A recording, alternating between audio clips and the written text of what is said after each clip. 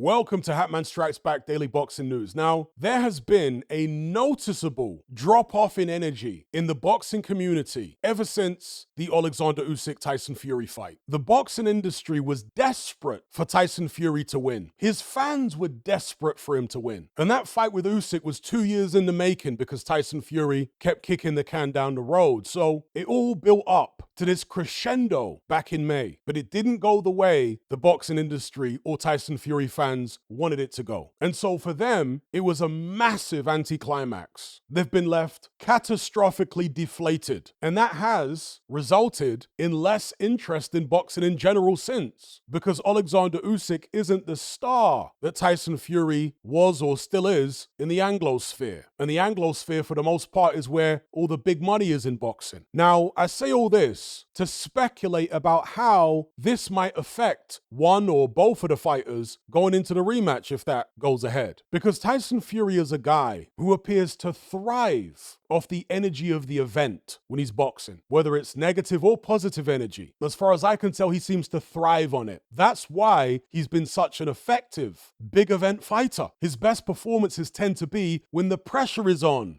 When he's fighting in a more low-key event where there isn't so much excitement, isn't so much anticipation, you tend to get a more flat performance from him. Usyk, on the other hand, is a guy who either is unaffected by the pressure of the event, the excitement of the crowd, or the hostility of the crowd, and so on, or he's one of these guys that actually performs better away from home. Performs better in front of a hostile crowd rather than an adoring crowd. Either way, if what I've just described about both fighters is accurate, who does that benefit going into the rematch? Because to me, it seems that there is very little excitement about this Usyk-Fury rematch. We're just over a month away. The public seem to be indifferent about it. If I had to guess, I would think that that would affect Tyson Fury more than it would affect Usyk. However, Tyson Fury's never been in these circumstances before where he's coming off a loss, at least not as a professional. And so if the energy of his supporters and the energy of the crowd and the energy of the event is lacking, perhaps he can compensate for that with his determination to exact revenge. Maybe that'll give him the boost that he needs if the public don't.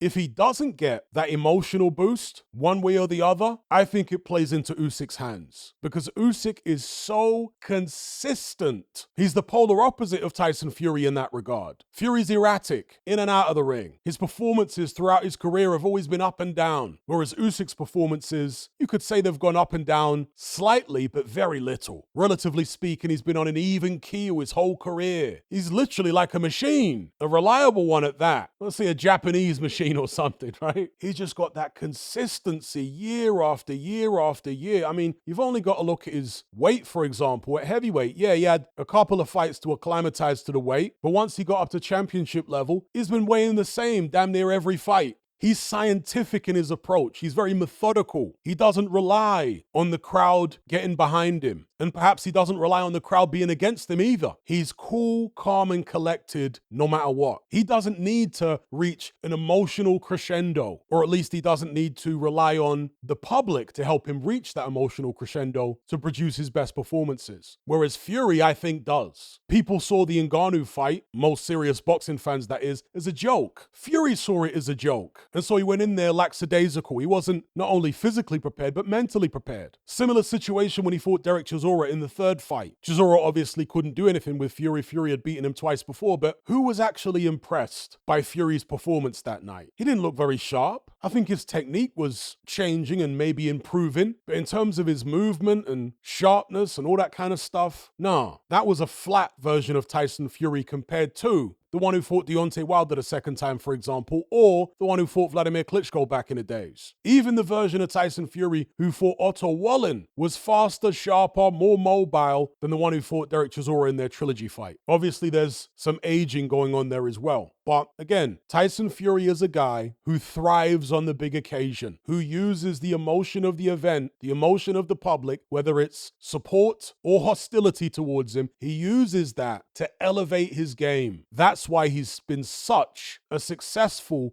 big occasion fighter. He's not one of these guys who crumbles or freezes on the big occasion. No, it takes him to the next level. But when the occasion ain't as big, Fury's performances tend not to be as good. Hence the inconsistency. Just some food for thought. Let me know what you guys think about all this in the comments section below. Don't forget to like this video. It really helps my content get seen on YouTube. So please like it. Only takes a split second. Share the video and subscribe if you haven't done so already. Are you surrounded by mindless bots in human form who adhere to the norm and blindly conform? Who swallow all the mainstream BS and actually ridicule you for questioning things? Do you wish you had more free-thinking individuals in your life to network and converse with? Well, look no further. We're right here. Come and join the Brotherhood of Reason on Patreon. You'll gain access to my weekly topical content where we take deep dives on an endless variety of subjects, as well as my vast back catalogue of podcasts, videos, interviews, movie decodings, and my Confessions of a Nightclub Bouncer series. You'll also get to talk and network with myself and hundreds of other people in our members chat. You can enjoy all this via the Patreon app or on desktop and download all my podcasts in high quality MP3. There's no contract, no commitment. You can cancel at any time, just like Netflix, but it's a hell of a lot cheaper. Just download the app from the Play Store or the App Store, or simply visit patreon.com on a web browser. Then head on over to my page and select the tier called the Brotherhood of Reason. All the links are in the description box below. And just a quick money-saving tip for Apple users. If you purchase your Patreon subscription on the desktop site or on Android, then you'll avoid the ridiculous 30% fee that Apple charges for purchases made on the iOS app. So if you're on iPhone or iPad, save yourself some money by buying your subscription on the actual Patreon website or on Android because it's a lot cheaper. Once you've made that initial purchase, you can then use the Patreon app on your iPhone or iPad thereafter to access and enjoy your content as normal.